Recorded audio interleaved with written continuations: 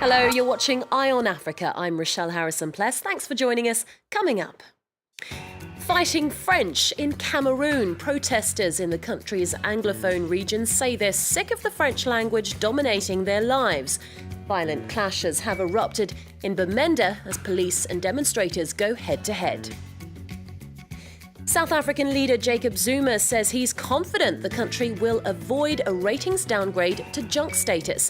This as Moody's prepares to release its ratings update at the end of the week, with South Africa's weakening economy in the firing line. And burning up dance floors across Egypt, an eclectic fusion of traditional sounds and modern beats is taking the country's underground music scene by storm. But first, demonstrators in Anglophone Cameroon are saying no to the French language. Thousands of protesters from the country's English-speaking minority faced off against police in the northwestern city of Bamenda. They're angry over the dominance of French in Cameroon's Anglophone regions. According to reports from opposition sources, the violent clashes have left at least 3 people dead. Nicolas Germain has the story. The English-speaking town of Bamenda in northwest Cameroon is known for its rebellious nature. It displayed it once again on Monday and Tuesday. Initially, Anglophone teachers protested against the deployment of Francophone colleagues in the region's schools. They were swiftly joined by thousands of others. This is one of the 2 English-speaking regions in Cameroon. Here, some are calling for a federal state. Others are outright separatists. What we want is for France to back off. They should leave our own system. We have a proper means to organize our educational system. We have proper means of our health system. It's a time for freedom. They colonized us, and now is the time. We were mental slaves, but now is the time we are spiritually positive. And the fight is bigger than they can think. The fight is bigger than they can think. Now is the time. Cameroon's higher education minister says the teachers' protest has hidden motives. The majority of students or pupils do not accept this strike because it is a political strike. They want to create problems to the unity, the security, and the integrity of our country.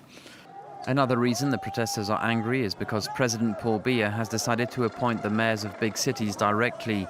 He decided this after elections in several key towns were won by the opposition. The English-speaking minority represent 20% of Cameroon's population, and for decades they have said they are marginalized by the government. South Africa's flailing economy is under the microscope as the country awaits a ratings update from the ratings agency Moody's this Friday.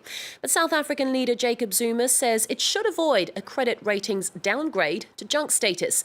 This Wednesday, he told Parliament that the country had worked hard enough to create growth. Meanwhile, Standard & Poor is set to release its review at the end of next week. Earlier, I spoke to Colin Coleman, head of Goldman Sachs in South Africa. I asked him whether the country has done enough to avoid a ratings downgrade after Zuma said it won't happen. Many would agree with him here in the business community.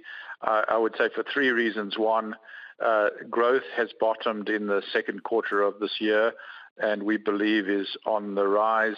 Slow and unacceptable as the growth is, we believe it will come back to its 2 to 3% growth rate from just over 0% in this year within a couple of years. There's been a very strong working between government and business on structural reforms, including labor reforms and attempts to deal with unemployment in the country and various other initiatives. And the institutions here, notwithstanding the political noise, have held up very strongly, and democracy is alive and well in South Africa. And what could happen if the country does get slapped with a junk credit rating? Well, the markets have largely priced in actually a downgrade, so there's probably upside to the markets. But if there is a downgrade, it'll be largely sentiment-driven in terms of market impact. Probably the rand would take a leg down, but the credit markets, the bonds and so on, have largely priced it in at this point.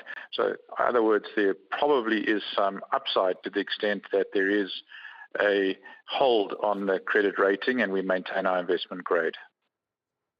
Next, the Crisis in Zimbabwe coalition speaks out.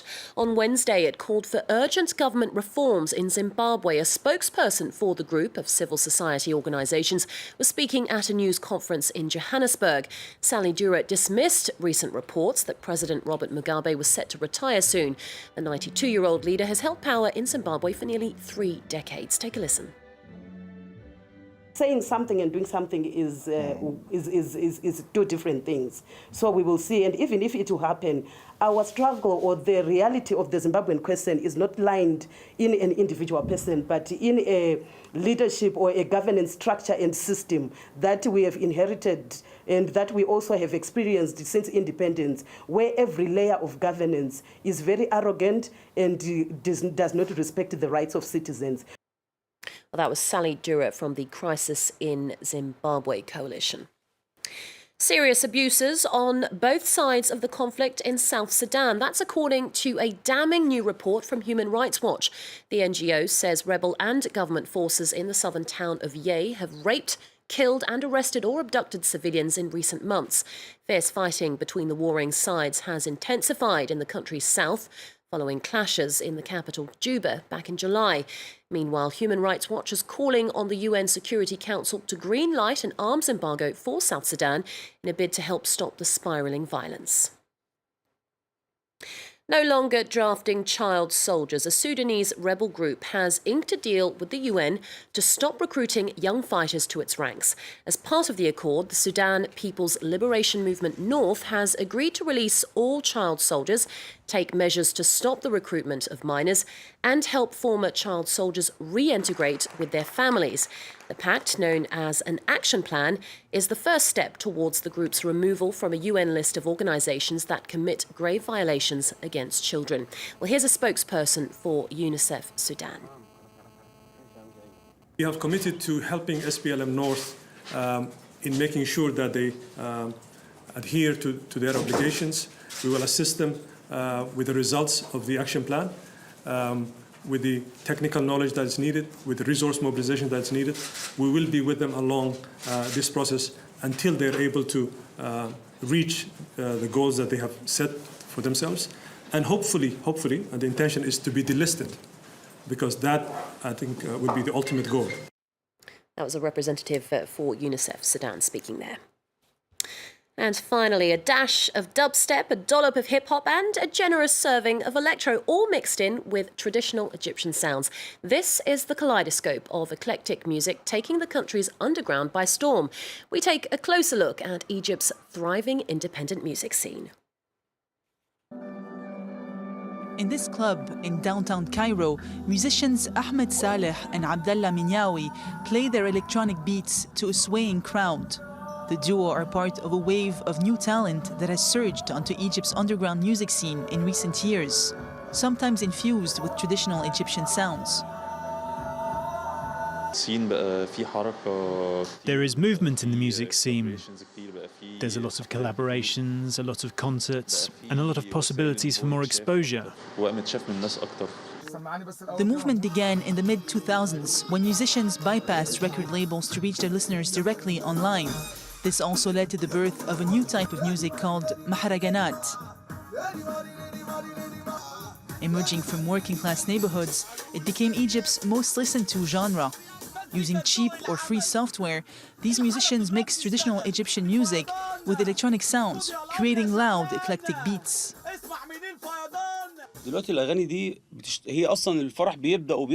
These songs are now the most played at weddings. It's the only thing they play. At the beginning, people were against us. Then we imposed our style, and now everyone listens to maharaganat, old and young alike. Egypt's 2011 uprising, which toppled longtime dictator Hosni Mubarak, boosted the movement, creating a security void which made it easier to open spaces and organize festivals. While many venues promoting new and experimental music have since closed, several still hold regular live sessions. And other artists in the region, including from Lebanon, Syria, and Jordan, have joined up with them to collaborate. That's it from me. Stay with us here on France 24. Live from Paris continues after a short break.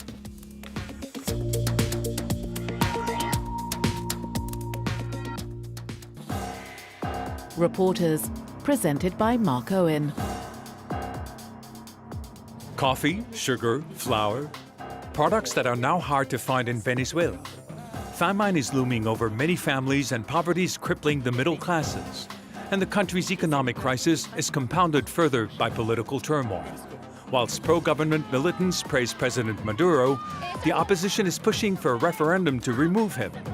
Over 3 years after Hugo Chávez's death, Venezuela is close to breaking point. Reporters on France 24 and France24.com.